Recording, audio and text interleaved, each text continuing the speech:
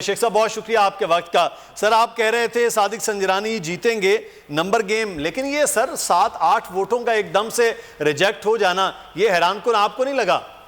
بالکل حفیظ شیخ کے ساتھ نہیں ریجیکٹ ہوئے. میں نے اقوام متحدہ میں ووٹ ریجیکٹ ہوتے دیکھے ہیں. صحیح. میں نے یونائٹڈ نیشن میں جہاں الیکٹرانک ووٹنگ ہوتی ہے وہاں بھی لوگ غلطی کرتے ہیں. تو یہ غلطی جان بوجھ کر ہوئی ہے یا سوچ سمجھ کر ہوئی ہے یہ میں نہیں کہہ سکتا.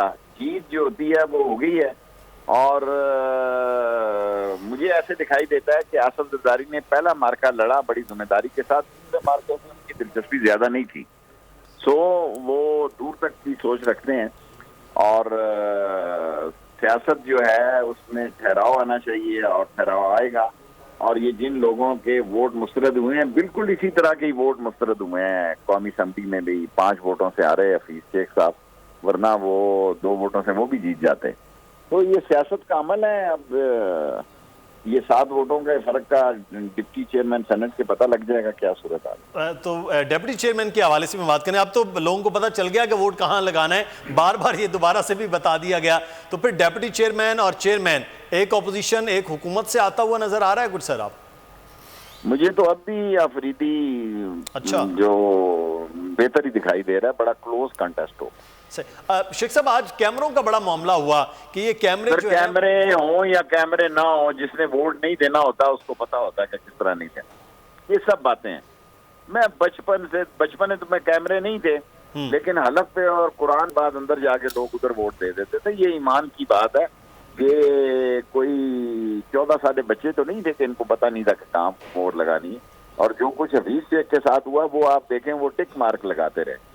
تو یہ ساری چیزیں جو ہیں قوم کو سمجھ ہیں اور ممبروں کو بھی سب سمجھ ہے. سب کچھ سوچ سمجھ کے ہوا ہے. یہ 14 سال کے یا 18 سال کے بچے نہیں ہیں، یہ میچور لوگ ہیں اور دنیا دار لوگ ہیں. اس لیے آج سنجرانی جیت گئے ہیں اور یہ بہت عمران خان کی فتح ہے. Thank you sir. بہت شکریہ شیخ رشید احمد صاحب. کہنا کہ سنجرانی جیت گئے ہیں تو یہ عمران خان کی آج فتح کا دن ہے. تو اب دیکھ رہے ہیں کہ اس فتح کو کس طرح سے ڈیپٹی چیئرمین کے لیے بھی پاکستان تحریک انصاف جو امیدوار کے طور پر آفریدی صاحب آئے ہیں وہ کامیاب ہوتے ہیں یا عبدالغفور حیدری. اب یہ دیکھنا ہے کہ ڈیپٹی چیئرمین سینٹ کے الیکشن کے لیے اب آج کے الیکشن کے بعد سے 26 مارچ کا لانگ مارچ بھی اور ڈسکا کا الیکشن بھی بہرحال آگے آ رہا ہے. تو یہ اس مارچ کے اندر جو 3 مارچ سے شروع ہوا سینٹ الیکشن یہ آخر تک کیا نتائج لیتا ہے اس پر بھی ہم بات کریں گے. ساتھ ہی ساتھ ووٹنگ کا عمل بھی جاری ہے. اسد کھرل صاحب آپ نے کہا کہ جس تنخواہ پر کام کر رہے ہیں اسی تنخواہ پر چلیں گے، کیونکہ آج سنجرانی صاحب کامیاب ہو سکتے ہیں، وہ ہو گئے ہیں. تو ابھی وہی بات کچھ کر رہے تھے کہ جتنی توجہ ان کی گیلانی صاحب کو کامیاب کرانے پر تھی اتنی توجہ نہیں تھی چیئرمین سینٹ کے لیے. کیا خود سے ہی آصف علی زرداری صاحب اتنی توجہ نہیں کر پا رہے تھے کہ گیلانی صاحب وہاں کامیاب ہو جائیں اور یہاں ٹھیک ہے مقابلہ ہوگا، جو رزلٹ ہوگا دیکھا جائے گا؟ مدثر 2 گھنٹے پہلے جب آپ نے بات کی تھی اور میں نے 2-3 چیزیں بتائی تھی، ایک چیز کی تو شیخ رشید صاحب نے تائید کر دی کہ آصف زرداری صاحب کے حوالے سے ایک پورشن کی تو انہوں نے تائید کر دی کہ زرداری صاحب پہلے ایکٹیو تھے اور اب وہ ایکٹیو نہیں تھے.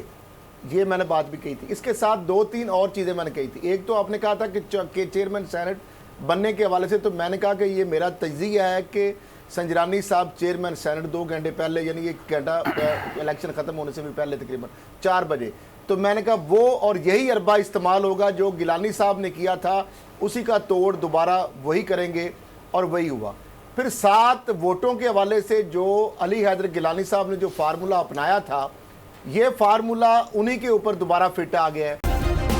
سبسکرائب کریں اور بیل دبائیں تاکہ کوئی خبر رہ نہ جائے.